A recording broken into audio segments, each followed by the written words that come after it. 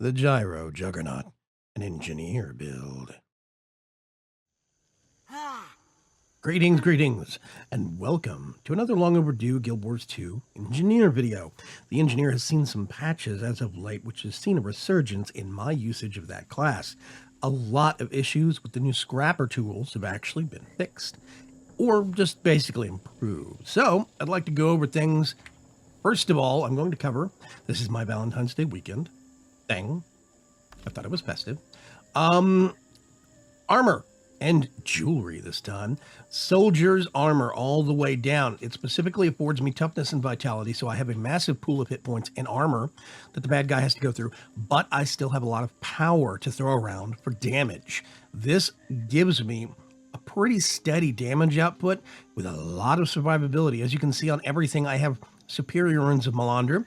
This is specifically for even more stacking toughness and vitality, along with a reduction in condition duration and stun duration. Now, I also have Soldier's Amulet, power, toughness, vitality, with a platinum doubloon for boon duration. You'll see why later. Carrion rings, this is where I start switching back to power and condition damage, more power. Same thing over here. I do not have top-end equipment or gear. I have what I can afford at the time, and I do try to cobble together things that match. Soldier's Field Guide, power, toughness, vitality, with some more power, toughness, and vitality on it. I have a Saurian Roar, which is power, toughness, and vitality, with more power, toughness, and vitality on it. You see an overall theme here. Let's go to the build. This is what I am currently calling the Gyro Juggernaut build. It is an actual updating of my burning Juggernaut build for the engineer, the flamethrower tank build. This is an update of that using the flamethrower as primary weapon, swapping to hammer in occasion for ranged or condition-specific attacks, but primarily using the flamethrower in a very, very tanky build, and I think I've improved upon even more. Hopefully you'll be happy if you're an engineer that plays Heart of Thorns. We are doing Firearms, Inventions, and Scrapper. First thing off Firearms is basically 2-3-1. That is second power, third power, and first power. That's how I like to note these when I'm writing them down on index cards. Sharpshooter gives us critical hits, have a 33% chance to actually inflict bleeding. We're going to use heavy armor exploit. Every time we get a critical hit chance, we have a 50% chance to get swiftness and vulnerability. Remember that swiftness. It's important later. You have an increased chance to critically strike against bleeding foes. This helps a lot. Then I'm using no scope. Critical hits on foes within a certain range threshold have a chance to grant fury. It is a 100% chance. You're always, when you're flamethrower, you're always going to be within that 240 range threshold, always. Which means fury for 4.25 seconds all the time, which boosts your critical hit chance, which means this fires off faster. This fires off faster, and this helps because bleeding is on the target more often. Last but not least, bleeding you cause lasts longer. Hey, and finally, Juggernaut, one of the central abilities really in this entire build. You have the might stacking from using the flamethrower as well as constant stability. That platinum doubloon that we had, 4% extra duration, what that means is that you have a less of a gap in that stability. So you have no point where your foe can catch you at that split second where you don't have stability. That means you can't be knocked, pushed, pulled, launched, stunned, anything. You are basically an immovable rock, and it's really, really useful. Second line, Inventions. You actually have Cleansing Synergy. This is going to pull off a lot of our actual conditions that we get. Anytime we trigger anything on this slot, this not only includes the medic itself, the medic gyro, but destructing it. That counts as a healing ability also. Automated medical response, all healing skills recharge 25%. Very, very useful. Let's see. Yes, if you want to go more defensive and use a pistol and shield combo, you can switch up to this. However, I am using hammer for a very specific reason. When you use a healing skill, you apply regeneration to nearby nearby allies. That's another perk also with this, every time you're firing that off. Mecha legs, movement speed increase by 25%, very useful for moving around. Condition damage reduction, this stacks with the reduction on the runes of Melandra on the armor, and generally makes it to where you don't have a lot of problem with long duration conditions. Now I really am am 30 feet tall. Yeah, no, you're not. Your healing power is increased while you have regeneration. This grants us steady regeneration, or it grants nearby regeneration to our foes. But this counts us as regeneration as well towards us and our allies if they walk over one. This is bunker down. Critical hits mean that you'll leave a proximity mine and a med kit down. I think that there is a 2-second cooldown on this firing off. I'm not 100% sure, but the bunker down mines are very, very useful when you encroach, when you're going to be doing a lot of close combat with this flamethrower, point blank. If you position yourself right, you're going to be dropping the bunker down mines under the feet of your opponent, which means they will be firing off constantly. It's a very, very good supplemental damage to your entire build, plus bandages that you can reposition and pick up when you're dancing about in the fight and give yourself some regeneration and boost to healing power, which is very, very nice. Down here on Scrapper, I hate the function gyro. I think it's broken. I'm just going to say that. I have never gotten this thing to work. You cannot use it on a downed ally. You have to revive an ally who has not lost the fight, i.e. they have to still have their special powers down here across the bottom that they're using to recover. If they have already lost that and they are basically dead and waiting on an ally to revive them, you can't use this. It becomes useless, which I think is dumb. Perfectly weighted hammer skills deal increased damage. Evading an attack grants stability. This is very, very good. However, it should be noted that evading an attack grants stability only works when you're wielding the hammer. Just keep that in mind. Decisive renown. Once you, by the way, some people might do this, but honestly, I've never really gotten really good at timing blast or leap finishers in lightning fields. It does get a little bit better because of something else we've got in later in the build. You might consider swapping this out for this, especially if you're not using the hammer. Let's see, decisive renown. You successfully grant might and super speed to allies when you actually revive within a radius. Very, very nice, very useful. Rapid regeneration. This is where things really start to pick up and your survivability really gets boosted quite a bit because final salvo. Final salvo, every time a gyro, activating a gyro grants you stability, which is awesome. You're going to have so much stability running around in this build. It's just going to be amazing. Perk number 2 is that when it is destroyed, when it expires, it drops a lightning field, which is good for combos and stuff, but it also gives everybody in that lightning field super speed. Super speed means you're getting increased healing ticks. So as your gyros are coming up and expiring during the fight, having a gyro up means you can swap to the hammer without losing stability. It also means that when they expire, you get a burst of healing for the few seconds that 4 seconds that actual lightning field exists. Here is Impact Savant, which means, of course, incoming and outgoing stuns are longer. Incoming stuns and dazes are shorter. And that stacks, of course, with the Runes of Melandru and everything else. Very, very good build. Now, we're using the Medic Gyro. I wouldn't have touched this more than 2 weeks ago because it was so buggy and wouldn't keep up with you. Now, it's actually pretty good. Flamethrower. This is going to be a staple. We've got Purge Gyro, self-destruct, or the Purge Gyro and the actual self-destruct for it, which has a really nice daze you can actually use if you time them right, or trigger them specifically.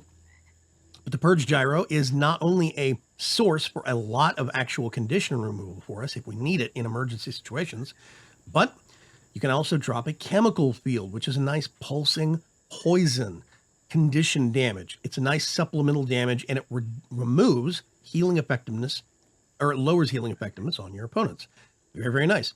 By the way, you also have on the Medic Gyro, you have the reconstruction field, which gives you protection for about 4 or 5 seconds, and it's really nice. That can save your bacon, especially because it stacks with the Bulwark Gyro. Now, the Bulwark Gyro flat out reduces 50% of the damage for up to 5 people, you and 4 other people within the field.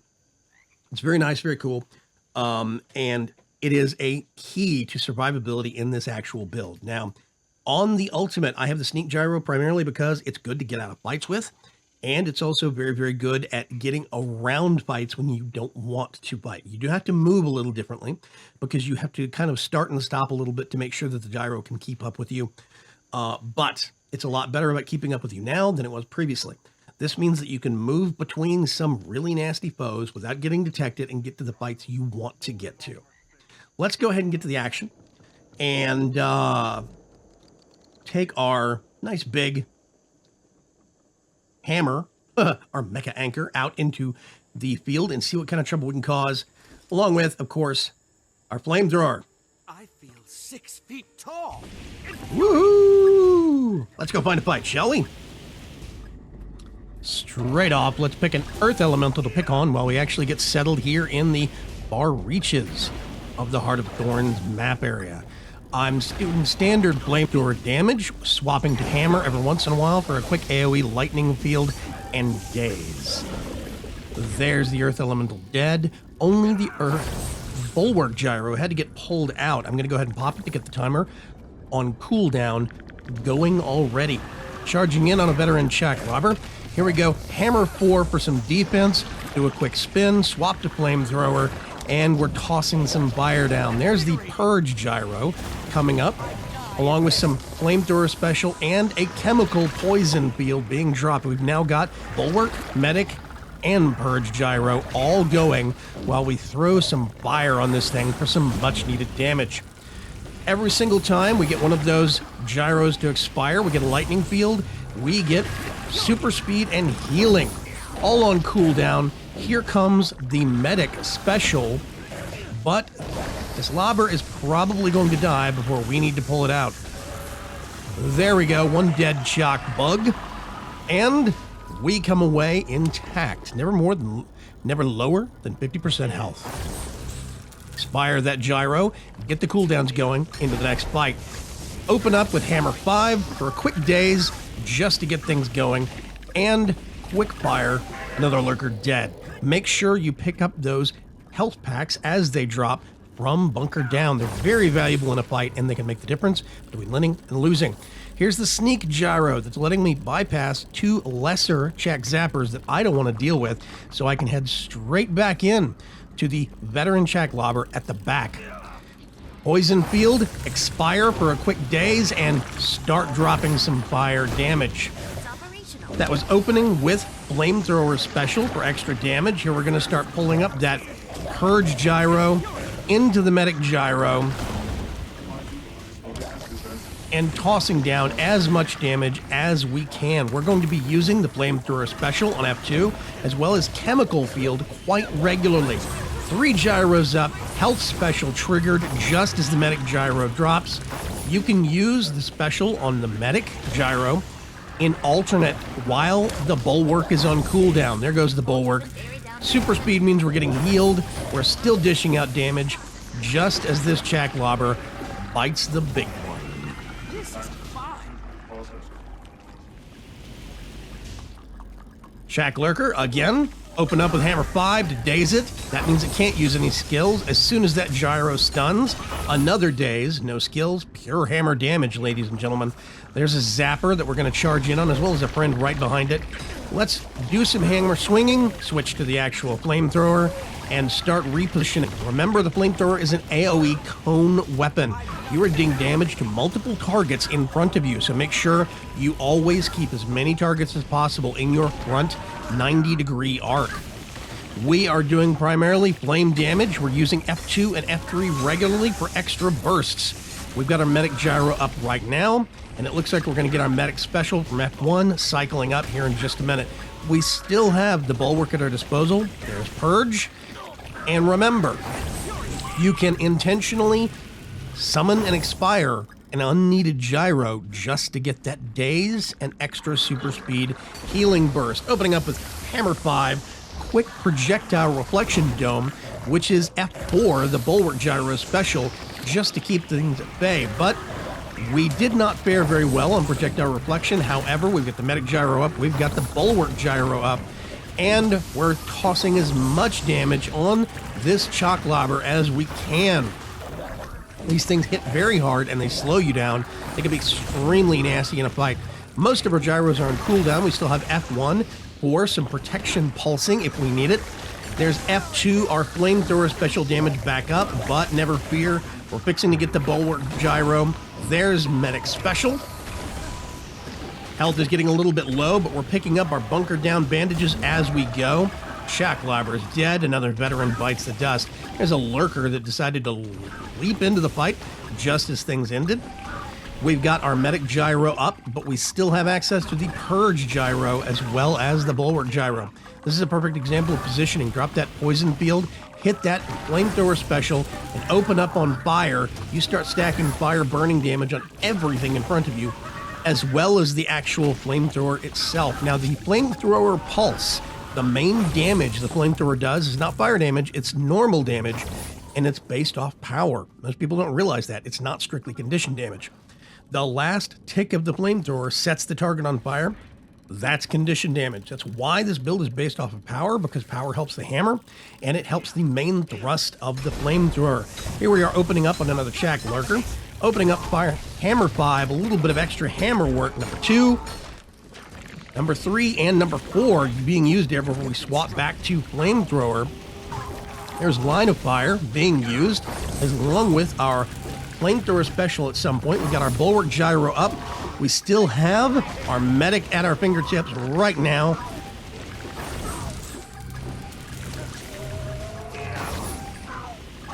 Chemical field. Medic gyro still serving us well. There's some bunker down bandages. We duck into a corner to recover. Easy, done, and done. Let's see if we can fry ourselves another bug before we actually get over on this. Here is the hammer 4, hammer 5, a bit excessive. Didn't need to actually end up doing that. Here we go. More bugs for the barbecue. We're opening up the flamethrower on this, but quite often you'll see me swap back and forth between flamethrower and hammer for some quick AoE action. There's hammer at the fingertips, ready to go as I circle around looking for a new target. Lightning Daze opener. That means I can't use any special skills. Let's get some fire on that thing. Chemical field dropped. We've got our bulwark out, and we're using that flamethrower special on F2 to get extra stacks of burning as often as possible. There goes a gyro for a quick daze, which means no special abilities used for at least a second and a half. We've got more fire damage being tossed. Line of fire put down right there for more tick damage. We're going to tap into our hammer, and we're going to actually turn on the medic gyro. There is the medic damage reduction field. Pulsing protection, very, very useful. Bulwarks up as we push for the last chunk of damage. You'll see we can soak a lot of torture from multiple targets with this. It's a really durable, very useful build. We've got everything from bleeds to burns, all on one target. I'm hoping you really find a lot of use and a lot of potential. Remember, once you finish a fight, it's okay to go ahead and force expire your gyros to make sure the timers start ticking so they're ready for your next fight. Don't forget that. Also, summoning the purge gyro, even if you don't need to remove a condition, is a really good tactic to actually get yourself a little bit of an extra daze. Let me know if you enjoyed the build, or if there's anything else you would change. Can't wait to hear from you. Have a great day. Bye-bye.